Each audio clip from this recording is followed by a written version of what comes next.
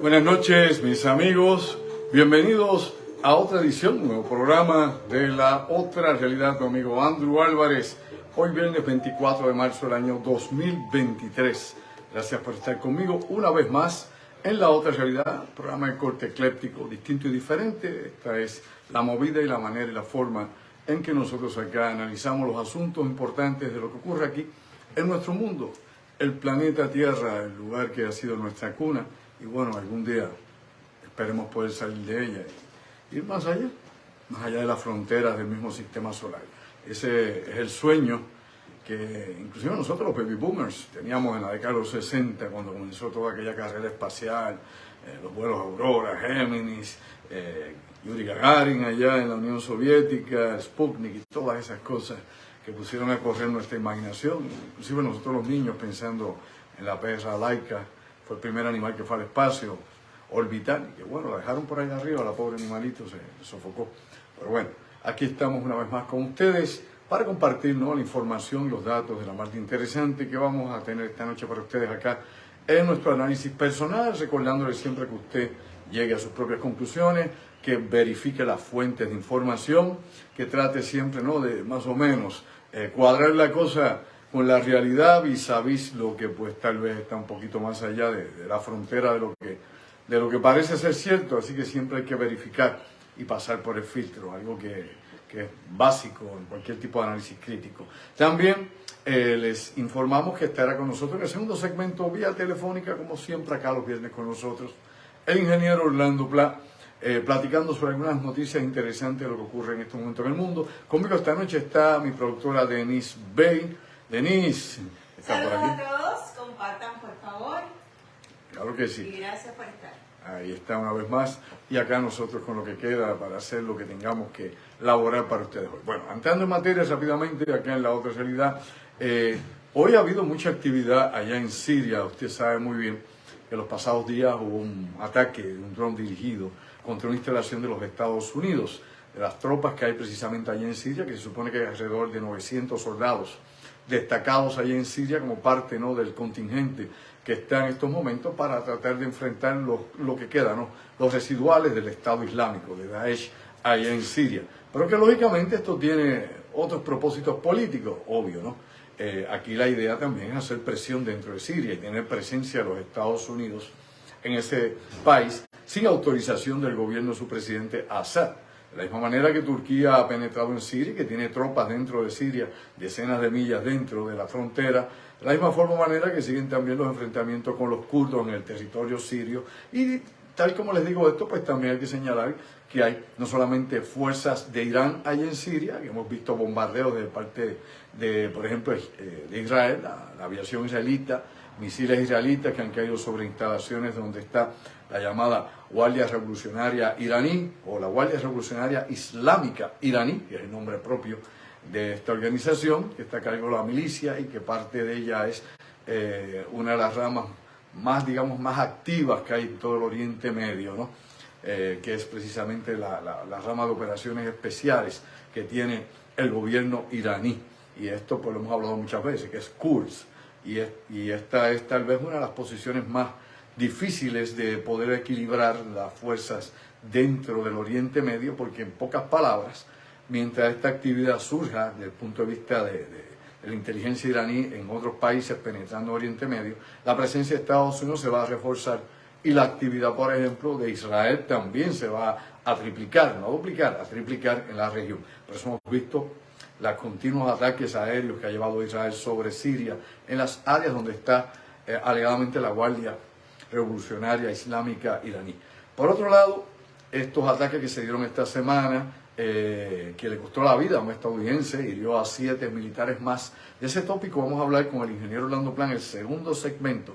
Pero hay que señalar que hoy, hace unas horas atrás, hubo otro ataque más contra 2 instalaciones, contra 2 bases de los Estados Unidos y sus aliados en el territorio de Siria, específicamente la base Green Village, que fue atacada. No hubo muertos, no hubo bajas, no hubo heridos hasta este momento, según los reportes oficiales, y en la base que está ubicada ya en Al-Mayadin. Ambas instalaciones fueron atacadas con misiles, ¿no? Ataques de misiles alegadamente por estas organizaciones, estas milicias proiraníes. Estados Unidos también llevó a cabo represalias, en las represalias que salen informadas precisamente por el Comité de Acción Iraní allá en Siria. Lo que nos dice es que murieron varios de los componentes de estas milicias proiraníes debido, ¿no?, a los ataques quirúrgicos que ha llevado Estados Unidos dentro de Siria en estos momentos en que yo le hablo a ustedes y ustedes están conectados. Esas son las noticias que Reuters, por ejemplo, ha estado liberando acá a Occidente sobre la actividad militar que está ocurriendo en Estados Unidos, encontrándose, ¿no?, vis a vis a estas fuerzas que son pro gobierno de Assad, que son apoyadas por Irán, y que aunque Estados Unidos ha mencionado, y de las palabras del presidente Joe Biden precisamente hoy viernes, de que ellos no están buscando la guerra con Irán, que es lo que dice el presidente de Estados Unidos, van a estar firmes en contestar y en llevar a cabo todos los ataques o todo tipo de acción que sea necesaria para contrarrestar la actividad de estas milicias o para garantizar, probablemente en otras palabras, la seguridad del personal de los Estados Unidos. Eso lo vamos a hablar con Orlando, esto y otros ángulos más adicionales de esta información, porque creo que tenemos que echarle el ojo a este mundo. O sea, el mundo está en llamas, mis amigos. No nos engañemos, no nos pongamos, qué sé yo, a ver la novela o estar distraídos en el juego, en el deporte o en cualquier cosa que nos ponga acá a ver el mundo desde otro ángulo, es decir, verlo chiquito en nuestro ámbito personal. Definitivamente, el mundo tiene problemas. Y como hemos dicho tantísimas veces, hay muchas zonas del planeta que son hotspots, que son zonas calientes, que en cualquier momento podría incrementarse la actividad violenta, ¿no?, la actividad militar, y que podría pues desatar acciones bélicas mucho más grandes. Así que ojo, porque estamos en un proceso histórico difícil. Estamos en los niveles de tolerancia donde básicamente pues ya casi no queda espacio para negociar absolutamente nada. Estamos en ese límite, que es muy difícil porque pues usted busca quién puede apoyar algún plan de paz, por ejemplo, para el Oriente Medio, y que sea efectivo y que todas las partes involucradas estén de acuerdo en ese acuerdo de paz que pueda satisfacer a Israel, que por otro lado mantenga en calma a Irán, que Arabia Saudita, que como sabemos todos, y ustedes que nos escuchan y que me oyen a mí y ven también al ingeniero Pla, saben muy bien los acuerdos que se han estado negociando entre Arabia Saudita e Irán, que han sido enemigos por larguísimo tiempo, como lo fue Irak e Irán por muchísimo tiempo, ¿no? Si hacemos memoria de las guerras que hubo allá en sus fronteras, en la época de Saddam Hussein y del Ayatollah Khomeini. Dicho eso, como trasfondo histórico básico de toda esta realidad que se está viviendo ahora, también hay que hablar de otros asuntos, ya un poco más acá en Occidente, acá en nuestro hemisferio, los Estados Unidos. Usted sabe que se reunió precisamente, estuvieron en negociaciones ayer y hoy, el presidente de los Estados Unidos, Joe Biden, y el primer ministro de Canadá, Justin Trudeau. Y las negociaciones se debían precisamente a la problemática que existe del movimiento, por ejemplo, de migrantes ilegales de toda América Latina que pasan de los Estados Unidos ¿hacia dónde? Pues hacia Canadá. Y me explico, ¿no?, brevemente, porque no quiero dar acá un discurso sobre este asunto que lógicamente de alguna forma o manera siempre nos impacta a nosotros los hispanos. Aquí es importante señalar que la mayoría de estos latinos y estos hispanos que cruzan hacia Canadá lo dicen porque se sienten inseguros dentro de Estados Unidos. Son sus palabras. Porque el sueño americano no se ha cumplido y porque se sienten perseguidos obviamente por la migra, es decir, por migración, por las agencias federales que están tratando de poner algún tipo de control.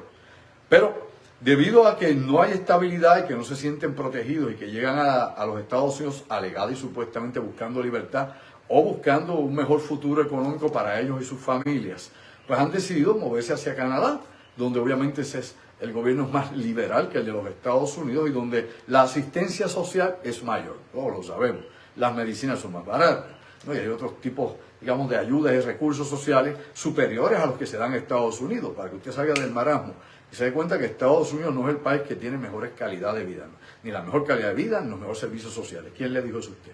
Vamos a educarnos. Claro que hay otros países, hombre, países escandinavos que definitivamente la calidad de vida es superior. Vaya allá, por ejemplo, a Islandia, y va a caer en cuenta, como obviamente pase la frontera y pase a Canadá y se dará cuenta que es así.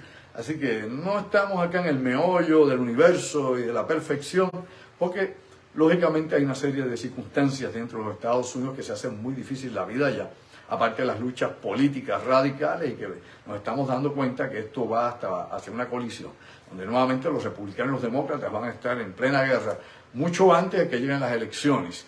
Y la situación específicamente con las posibles acusaciones contra el presidente Donald Trump, pues esto lo que hace es calentar el fuego mucho más, y que estemos pues tal vez expuestos a una explosión tal vez de violencia, o una explosión política, o una situación que traiga disgusto social en los Estados Unidos, más de lo que ya se ha estado incubando.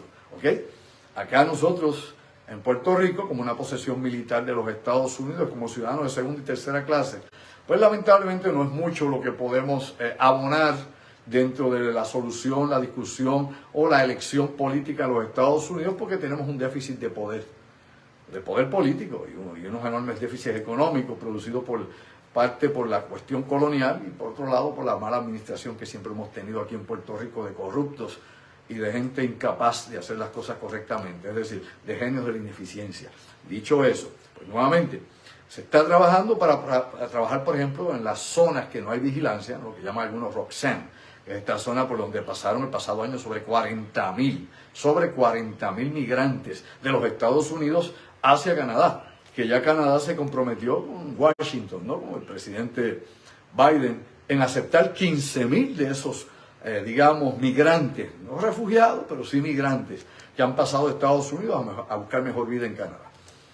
No es fácil, pero también hay que añadir, y oiga bien, que no solamente son los hispanos, ni personas que vienen de países de Latinoamérica, puede ser desde Brasil, obviamente, hasta otras regiones de Latinoamérica, sino que también muchos estadounidenses también cruzan la frontera para irse a vivir allá a Alaska, perdón, a Canadá. Alaska sigue siendo Estados Unidos, un poquito más arriba, allá en Canadá. Y que si hacemos un poco de memoria, inclusive durante la pasada administración de Donald Trump, se le estaba ofreciendo inclusive ayuda a refugio a estadounidenses que quisieran mudarse a Canadá y dejar a Estados Unidos por la situación política reinante que había en esos momentos. Así que hay mucha información verificable, no son fake news, de toda la inestabilidad que está corriendo en Estados Unidos con la actual administración de Joe Biden, manga por hombro, como lógicamente con lo que pasó y dejó Trump ahí en rezago. Así que aquí van de Guatemala a Guatepeor, cada presidente llega peor, como pasa en Puerto Rico, cada gobernador es peor que el anterior, y tenemos una crisis política y una situación existencial sumamente difícil para resolver. Y queremos usar no solamente nuestras capacidades intelectuales, sino también el sentido común que se añade a esto, y ser lógicos, y de alguna forma o de alguna manera tratar de darnos cuenta cuáles pueden ser las soluciones efectivas que puede haber, tanto en Estados Unidos como en Puerto Rico. Y que nuestra relación con los Estados Unidos, que parece o aparenta ser permanente, no lo es realmente. Y que aunque las leyes que se impongan por el gobierno federal van por arriba de las leyes que hay acá en Puerto Rico, y que la Constitución de Estados Unidos está por arriba de la Constitución de Puerto Rico, y todo lo que usted quiera, porque esa es la realidad, pues tenemos que ver cómo nos adaptamos a eso y qué decisión inteligente toman los puertorriqueños más adelante en su relación con los Estados Unidos, o en su integración con los Estados Unidos, o en su separación, si es que esa es la decisión, obviamente, para tomar soberanía. Todas esas cosas están ahí y no han caducado. Por más que le digan, las elecciones en Puerto Rico es para buscar un buen administrador. Mire, boludo, vamos a respetar la inteligencia. ¿Desde cuándo no hay un buen administrador en Puerto Rico? ¿Desde Sánchez Vilella? ¿Desde cuándo? ¿Ah? ¿Desde cuándo? Aquí lo que traemos son traqueteros, todos uno tras otro, y ninguno puede sacarse, ninguno tiene obviamente la conciencia limpia, y sus acciones hablan por cada uno de ellos, elemental, sus acciones. Así que, lamentablemente, aquí hay que hablar de todos los tópicos que sean importantes acá en Puerto Rico para debatir sobre esos asuntos en particular. Y nosotros los puertorriqueños acá, los ciudadanos estadounidenses, los comunes, los silvestres, pues, como siempre, bajo las disposiciones o bajo el control de los que toman, obviamente, y controlan el aparato. Los que dan el frente, que son, como dicen en la portada, los políticos disque electos, Y por otro lado, los grandes intereses económicos que pagan campañas y que son los que obviamente controlan el aparato detrás de todo. Y no estoy hablando ahora de la corrupción, esa corruptela pequeña aquí en Puerto Rico de empresarios y de pagar campaña, baratex, o sea, ese tipo de cosas chiquitas. Estamos hablando obviamente de los Estados Unidos con el cabildeo, con el lobby, con todo lo que allí existe y cómo las grandes corporaciones, dígame si es o no es así, controlan todo el aparato del gobierno. Y cómo los senadores y representantes allá en Washington, el Capitolio, ceden precisamente a los reclamos y a las exigencias de las transnacionales, punto, nada más con el testigo. Si no lo sabe, ha perdido su vida, desperdició sus neuronas.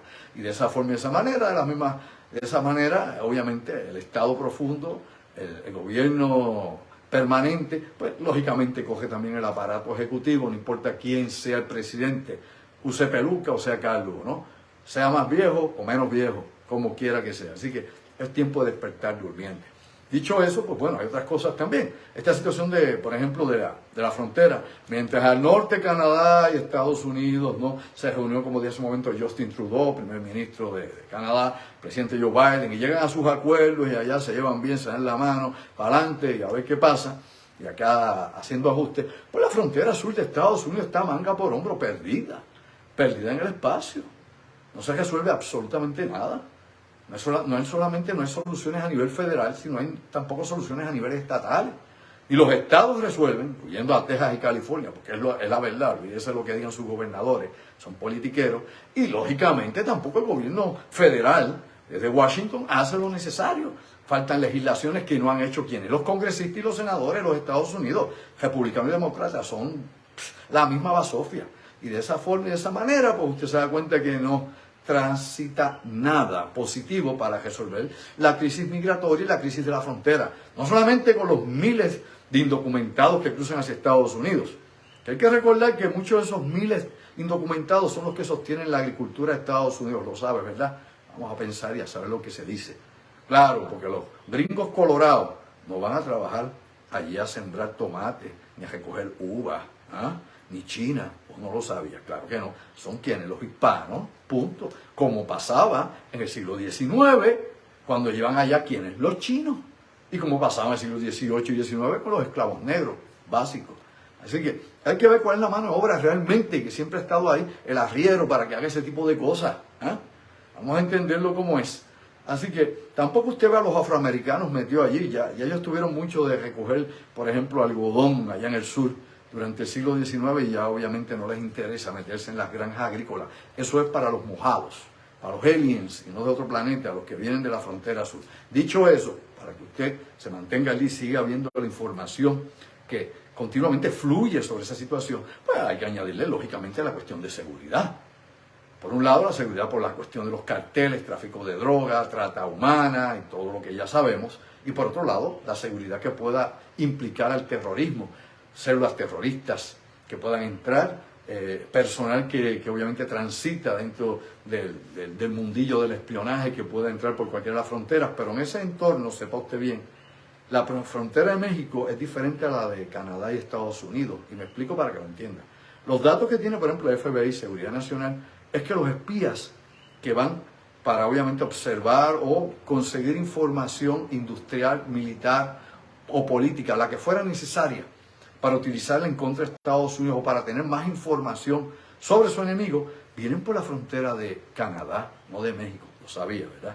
De Canadá, no vienen por México vienen los traficantes de drogas, ¿no? Vienen delincuentes, viene gente pobre, viene gente desamparada, vienen niños abandonados, ¿ah? Eso lo sabemos. Y lógicamente pues viene también la droga, ¿no? Que se mete por allá por túneles, cuando no la meten por otros medios, con las mulas, etcétera, etcétera. Pero entonces al norte nos llega otro tipo de infiltración. Así que esto es mucho más complicado que el simplismo de todos los días, la discusión esta que usted oye por ahí. La política tanto nacional de los Estados Unidos y acá en Puerto Rico, pues bueno, que estas cosas no se tocan ni de oído. No lo encuentran ni en los centros espiritistas a la hora de discutir. Dicho eso, pues bueno, también hay otras cosas que creo que es importante que le demos seguimiento dentro de la situación de la estabilidad internacional. Precisamente, ayer salió una nota interesante desde Corea del Norte y que hoy pues se ha publicado en diferentes medios internacionales. Y es que Corea del Norte ahora reclama tener un arma, ¿no? Un dron nuclear. Me explico.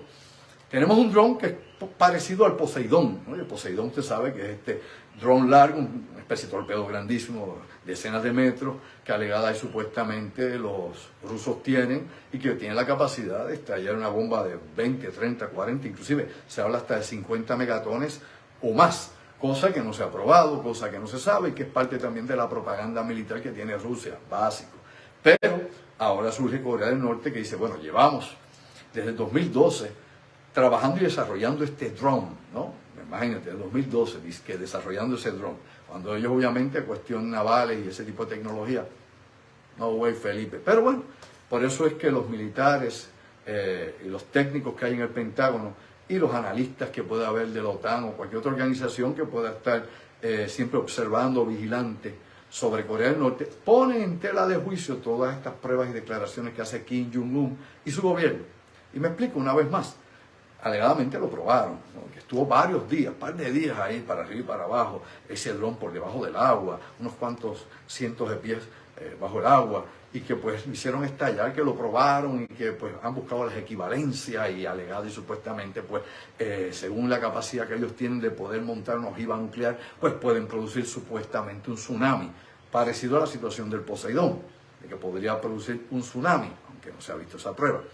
Vuelvo a traer nuevamente como una nota histórica que es importante que revisemos siempre y que usted la verifique, que Estados Unidos fue el primero que hizo ese tipo de ensayo y que estuvo experimentando inclusive desde la Segunda Guerra Mundial cómo crear un tsunami. Y luego de tener el arma nuclear y de lo que ocurrió durante la década de los 40 y 50, hizo un sinnúmero de estallidos donde en el Pacífico y no solamente en las Islas Marshall, en diferentes atolones, y que probó explosiones submarinas, probó explosiones sobre el mar, probó diferentes tipos de estallidos para ver no únicamente el daño que podían hacerle una flota enemiga, o si la construcción de sus barcos, porque aquí se probaba de todo, sus barcos, ¿no? Y la metalurgia que usaban los barcos de la marina, podrían resistir el calor, el impacto de choque de onda, o lógicamente la radiación, si había que usar algún tipo de blindaje especial, etc. Todo eso se experimentó en la década de los 40 y 50, no ahora.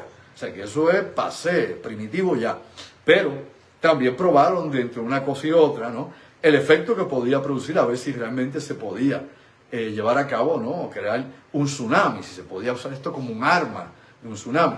Nos ha dicho ahora Pyongyang, ¿no? La capital de Corea del Norte, donde sale toda la información de Kim Jong-un y su camarilla, de que ellos pueden crear un tsunami con este tipo de dron submarino, que lo pueden hacer estallar y que va a ser un tsunami radiactivo, en pocas palabras, radiológico, un arma radiológica. No solamente va a explotar, produce una enorme ola y la ola va a ir ¿con qué? Con contaminantes, una ola radiactiva que no solamente podría destruir los muelles, ciudades costeras, etcétera, etcétera, sino contaminar, devastar, ¿no? Con la contaminación radiactiva. Yo siempre he pensado que la gente que piensa de esa manera y los militares que piensan en ese tipo de armas de destrucción masiva para hacer ese tipo de daño son tipos que son psicópatas. Hay gente que no tiene empatía por la vida, hay gente que tiene un problema acá existencial terrible ya en la cabeza y que definitivamente vienen de una sociedad enferma o de un sistema cerrado que no les permite tener, ¿no? Identificarse con la vida, con el medio ambiente y con los seres humanos, ¿no? La empatía se les fue a algún lado. Así que veamos a ver, eso está bajo observación de los expertos. Hay fotos, hay unos videos de un dron dando vueltitas por ahí abajo, pero de los hechos, ¿no? De los dichos al hecho, como dice el viejo adagio, hay largo trecho. Vamos a ver si es verdad que Kim Jong-un tiene ese equipo, yo espero que no, porque darle más armas a este individuo o tener más armas de destrucción masiva a su alcance, variedad de ellas, creo que sería sumamente peligroso. Bueno, dicho todo eso, hay una nota periodística también que hay que añadir en todo eso, que yo creo que parece un sarcasmo más bien. Precisamente usted sabe que hay una marcha enorme, hace unas horas atrás, en estos días, allá en Francia, precisamente contra la política que tiene Macron, el presidente francés Macron, sobre la cuestión del retiro, las pensiones en Francia. Creo que más 1.5, 1.6 millones de franceses se tiraron a las calles a marchar en contra del gobierno de Macron. Porque diferente a lo que pasa en Puerto Rico, aquí las pensiones, por ejemplo, la Junta de Supervisión Fiscal la puede picotear como le da la gana. El gobernador proponer o no proponer y decidirse lo que vaya a decidirse sobre el futuro de los empleados públicos en Puerto Rico, de quien sea, de los que cogen obviamente pensiones. Yo no cojo pensión, lamentablemente, yo tengo que seguir trabajando hasta los 80 años probablemente.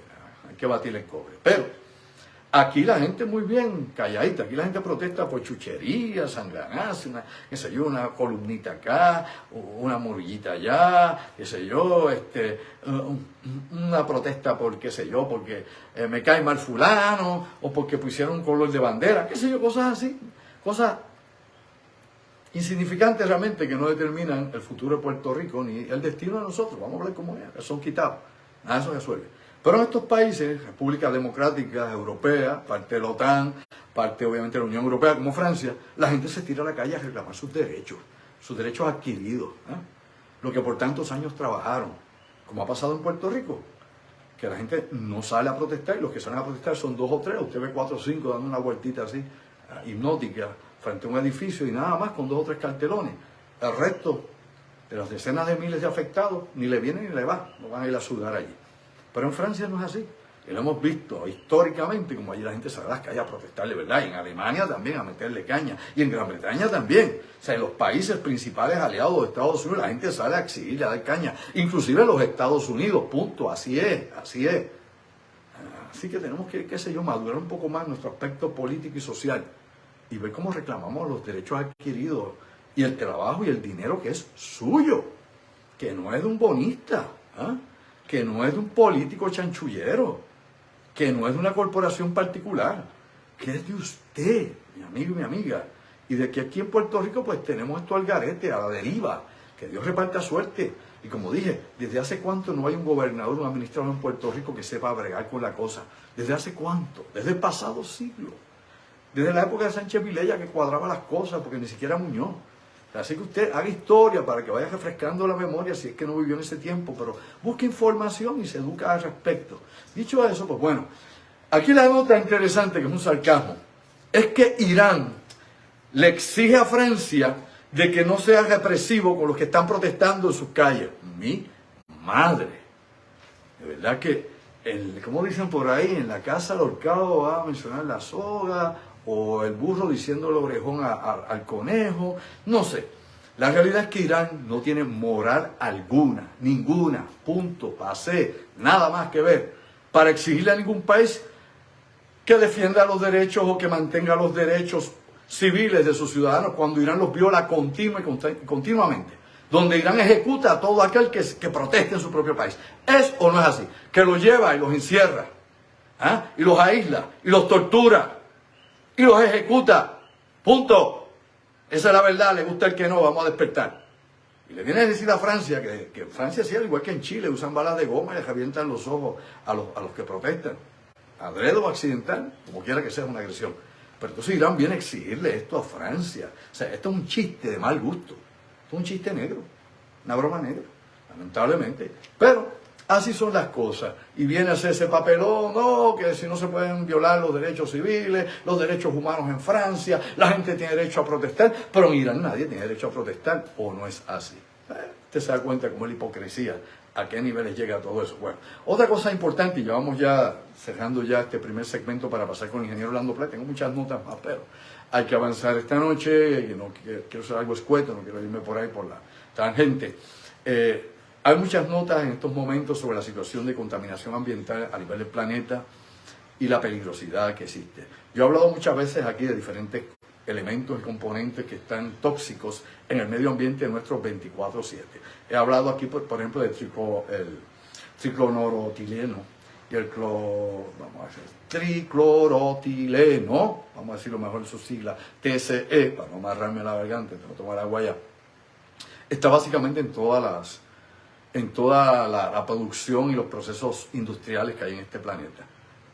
Este compuesto, el triclorotileno, está en el agua, está en el aire, está en la tierra. Yo había hablado de esto el año pasado, precisamente, el del TCE, y cómo lo tenemos desde las latas que usted usa de comida, de espagueti, hasta aerosoles que usted utiliza por acá, cosas que usted se pone en la ropa, etcétera. Cuánta cosa hay en todas partes del planeta, y en todas partes del planeta es todas partes del planeta. Así que el cloroetileno, se me queda la lengua con esa palabra, si ustedes perdonen, el TSE, no la digo más para no quedarme aquí y dar vuelta acá en la noria, es un elemento peligrosísimo, que ahora se empieza a estudiar sobre los efectos sobre el tejido cerebral, los efectos obviamente en los huesos humanos, su efecto residual, cómo está relacionado con un sinnúmero de enfermedades autodegenerativas, entre otras cosas más, niveles de toxicidad que están continuamente entrando en nuestro sistema. A eso hay que añadirle la situación de los plásticos, microplásticos y nanopartículas, tópico que he traído. Tan importante es esa situación, mis amigos, que anualmente, para que usted tenga más o menos un estimado, hombre, anualmente se producen sobre 300 millones de toneladas de plástico, 300 millones de toneladas de plástico que se desechan a la tierra, al agua, a todas partes, que no se reciclan. Y que eso equivale básicamente a la mitad del peso de toda la población humana. De los 8.000 y pico millones de seres humanos aquí, pues el peso de todo ese plástico es como de 4.000 y pico de millones de seres humanos. Y todos los años eso va al medio ambiente. Y que obviamente eso está correlacionado con la cuestión del antropogeno y la sexta extinción. Ahí lo tenemos todo eso. Ahí está esa situación. O sea, tenemos que estar in situ, aquí, actualmente actualizados, viendo, no esperando que vayan a pasar las cosas, porque yo lo sabía. Hombre, ¿qué me importa a mí? Usted tiene que ser un activo para tratar de ayudar de alguna forma o manera. Porque se es culpable, ¿sabe por qué, verdad? No solamente por acción, por inacción, lo sabe, ¿verdad? Por inacción se es culpable y se es cómplice también. Si usted ve un crimen y usted fue testigo y usted se calla la boca y después se sabe que usted lo sabía, ¿qué le va a pasar? Lo sabía, ¿verdad? La enema contigo. Así que hay que despertar durmiente. Dicho toda esta cuestión de los microplásticos y todo lo que puede haber con esta relación, también hay una situación que tiene que ver con una enfermedad, un hongo en los Estados Unidos, que es la Candida auris, que está en los hospitales, que está en los centros de salud, que se ha convertido obviamente en un problema enorme para las personas que tienen el sistema inmunológico comprometido, que básicamente el 50% de las personas que se contaminan con ella se mueren, que puede estar 90 días obviamente en agonía hasta morirte, y que no hay en estos momentos forma de acabarlo, y que casi siempre surge después de utilizar antibióticos porque bajan la resistencia del cuerpo humano. Se está propagando por Estados Unidos, ya está en 25 estados de la nación de Estados Unidos. Se descubrió en Japón para allá, para el 2009, fue que se empezaron a dar las primeras notas específicamente sobre este hongo, ¿no? Las muchas cándidas que hay, porque muchas cándidas, de cándida no tienen nada, es decir, de inocente, obviamente la Candida auris. Y esto hay que darle ojo porque es peligroso, no tiene que ver con conspiraciones farmacéuticas, no tiene que ver con los Illuminati, no tiene que ver con nada. Por amor a Dios, siempre han estado las bacterias, siempre han estado los hongos y los virus, elemental. Y sabe usted que, para los que siempre están maquinando, que nos quieren eliminar, en estos momentos es cuando más ha vivido el ser humano a través de la historia, y cuando más extensa ha sido la vida del ser humano, porque nos han extendido la vida. No solamente con la medicina, sea buena o sea mala, cure o no cure, sino por los hábitos, no solamente por la comida, sea química, no sea química, tenga preservativo o sea transgénica. La gente hace 100 años vivía mucho menos que ahora, y los niños morían básicamente, el 65-70% morían en las primeras semanas o meses de haber nacido. Lo sabía, ¿verdad? Busca para atrás. Y el ser humano hace escasamente 300 años no vivía más de 35 años de edad. Así que si usted vive ahora 75 años de edad y se queja porque le meten químico y 40, mire, agradézcalo porque vivió más tiempo de lo que se supone hubiera vivido. Así que tiene que tener una comparativa, no solamente real, bien pensada, con datos para poder llegar, ¿no?, a conclusiones interesantes, o por lo menos suposiciones interesantes. Las conclusiones nunca deben temerse, porque se cierran. Aquí hay que seguir buscando y aprendiendo como que somos precisamente aprendices en este planeta escuela. Bueno, ya me hace la señal de rigor mi productora. Vamos a comunicarnos con el ingeniero Orlando Pla. Hasta aquí vamos a estar en el primer segmento de La Otra Realidad hoy, viernes 24 de marzo. A echar un poquito de agua a la garganta, porque a veces la lengua se me encaja cuando se me seca la boca. Cuando era más muchacho y más joven, muchacho, no tenía esos problemas. Ahora ya después que uno pasó esa barrera de los 65 para arriba, pues es un poco más difícil. Se te seca la boca. Pero por lo menos de algo nos sirve, ¿no?, la herencia del tiempo y la experiencia. Y sobre todo, tener un poquitito tal vez de paciencia. Capacidad, pues más o menos. Paciencia para algunas cosas que antes tal vez no teníamos. Así que aquí vamos a tener una breve pausa para los amigos de YouTube, que van a ver esto más adelante diferido. Para ustedes, mis amigos de La Otra Realidad, aquí en Facebook, mi Facebook Live, Manténganse aquí, que aquí venimos un momento con el ingeniero Orlando Pla. Aquí da el corte el webmaster Carlos Figueroa. Me tomo la tacita de agua, no es café ni chocolate, es agua fría. Y regresamos en unos segundos con el ingeniero Orlando Pla.